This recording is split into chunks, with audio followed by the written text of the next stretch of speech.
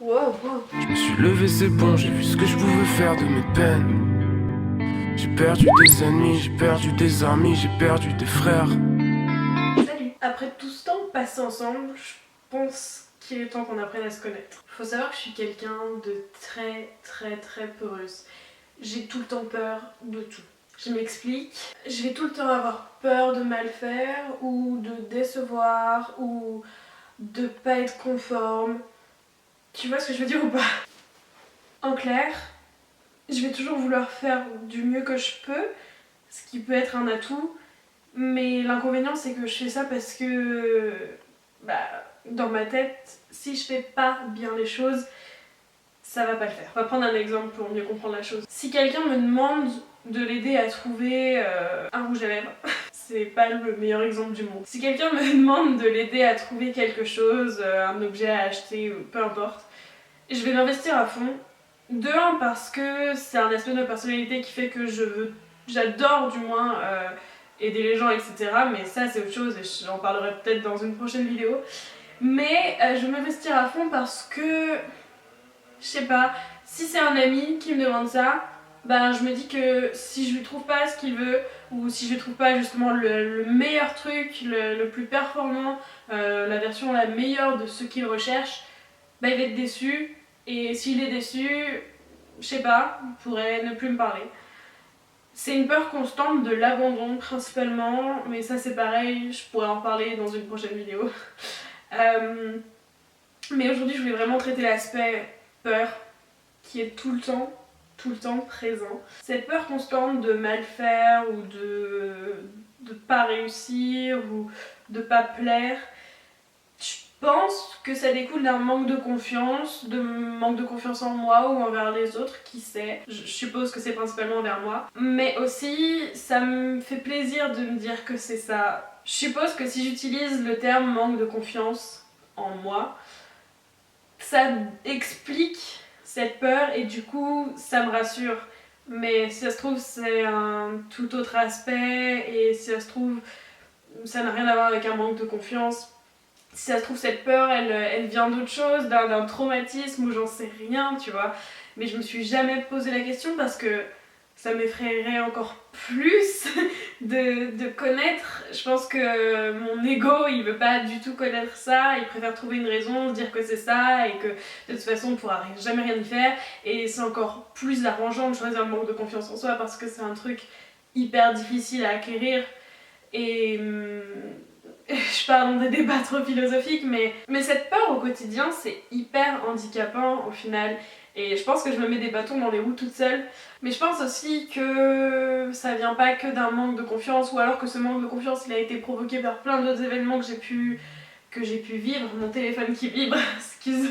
Ouais, je pense que c'est plein de situations qui font que j'ai pas envie de revivre certaines choses, certaines douleurs peut-être, ou certains événements, et que du coup je me protège toute seule, je me protège en nourrissant cette peur au final. Mais ouais, c'est une peur constante, mais j'ai peur de tout.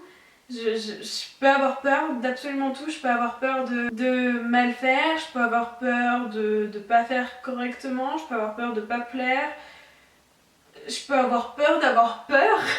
Et même si ça se développe pas en peur, ça peut se manifester en stress tout simplement. Je peux stresser quand je pense à quelque chose et c'est hyper vague ce que je te dis et du coup tu dois rien comprendre, mais parfois ça m'arrive de stresser à l'idée que je puisse stresser en vivant une situation. Tu vois, je suis dans un autre délire carrément. Je sais pas, je me suis dit que j'allais faire une vidéo pour parler de ça parce que soit je suis vraiment très bizarre, et au pire, bah, ça vous aura permis de mieux me connaître. Soit, en fait, c'est totalement normal, ou du moins, je suis pas la seule à vivre ça. Mais voilà, c'est un aspect de ma personnalité que je voulais quand même partager parce que ça fait des années que je fais des vidéos sur YouTube. Maintenant, ça se compte en années, et c'est ouf d'ailleurs. Mais je me suis jamais vraiment livrée, et vraiment, c'est ce qui me manque en fait. C'est ce qui me manque de me dire que vous me connaissez pas assez, vous connaissez pas la personne que je suis, vous connaissez juste l'aspect de beauté ou rire ou je sais quoi. Mais cette peur, c'est vraiment quelque chose d'hyper présent et qui me définit au final. Et parfois, je me dis qu'il faudrait que je trouve des remèdes à ça, faudrait que j'arrête d'avoir peur constamment parce que si je suis aimée, si je suis appréciée, si j'en sais rien, on va pas me laisser ou on va pas être déçu ou je ne sais quoi. Si je fais quelque chose, c'est pas grave si je le fais mal, mais je pense que c'est aussi le fait que j'accepte pas l'échec qui se manifeste dans mes notes ou quoi que ce soit. Mais par exemple, stresser à l'idée de pas avoir une bonne note, c'est tout con, mais ça reflète ma peur de décevoir, encore une fois, vis-à-vis de mes parents, cette fois-ci, vis-à-vis de moi-même aussi. Parce qu'au final, cette peur, ça traduit soit j'ai une coupe de folle, putain. Ça traduit soit un manque de confiance, mais ça traduit aussi... Ah, j'ai oublié ce que je voulais dire. Mais ça fait que du coup, je suis en constante compétition, dans ma tête du moins, par rapport aux autres ou par rapport à moi-même, parce que je vais toujours avoir envie de faire mieux, de peur de décevoir ou quoi que ce soit. Mais du coup, ça en est limite malsain, quoi. C'est horrible. Je pense que je pourrais parler pendant des heures de ce sujet, mais c'est pas mon style de parler pendant des heures de moi. Et même ça va me gêner, donc je vais m'arrêter là, mais ouais, c'était juste un aspect que je voulais communiquer et je voulais voir aussi si certains d'entre vous étaient comme ça. Et si c'est pas le cas, bah j'aimerais bien savoir l'aspect dominant de votre personnalité. Alors moi je vous ai dit ma peur, mais c'est pas celle qui se reflète le plus. C'est pas, enfin quand on me voit, on va pas tout de suite juger de moi que je suis une peureuse. Au contraire, c'est un aspect de ma personnalité que je montre pas.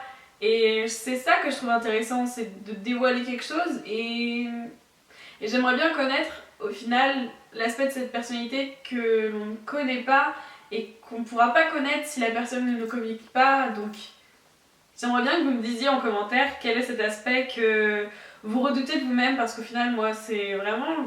Je redoute ça, je redoute cette part de moi, parce qu'au final c'est une façon malsaine de me protéger et que je pourrais tellement le faire différemment et que je pourrais être beaucoup plus épanouie. Et je suis pas en train de dire que je suis malheureuse dans ma vie, mais voilà, c'était juste un aspect de ma personnalité que je voulais communiquer. S'il y a d'autres aspects que vous souhaiteriez que j'aborde, ou si vous avez d'autres questions sur moi, n'hésitez pas à me les poser et je me ferai un plaisir de me mettre face cam comme ça, de me poser sur mon lit et de vous parler tout simplement de ça, sans que ça tombe dans le narcissisme complet. Mais voilà, c'est la petite vidéo du jour.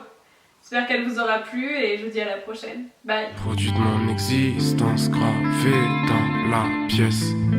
Rappel de mes 10 ans sans dire, sans pas